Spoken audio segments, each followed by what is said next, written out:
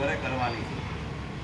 બધું વસ્તુઓ શોકેસની થોડી વ્યવસ્થિત ગોઠવવાની, બરાબર.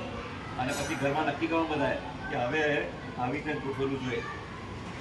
બૂટ ચંપલ ક્યાં મૂકવા, કેવી રીતે મૂકવા, બરાબર.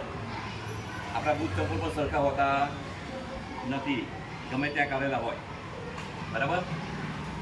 ઘરની વસ્તુઓ ગમે ત્યાં બધી પડેલી આમ તેમ મૂકી દીધા આપણે.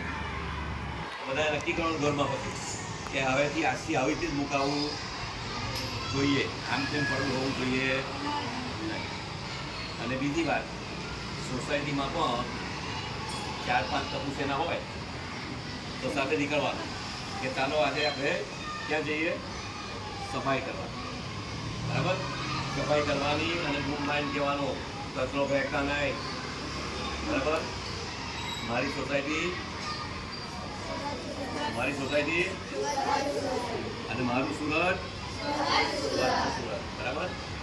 આવો સંદેશ આપણે આપવો પડે. સોસાયટીમાં કોણ છે મમ્મી પપ્પા ના પાડશે, ના પાડે તોય જવાનું, કહેવાનું કે મહેશને કીધું છે.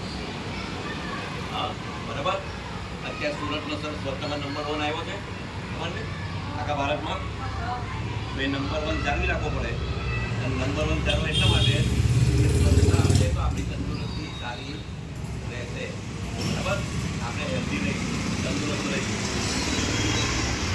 એટલે ઘરમાં કોઈ ના પાડે નહીં, ના પાડે તો એમને ગણકારવાના નહીં, બરાબર.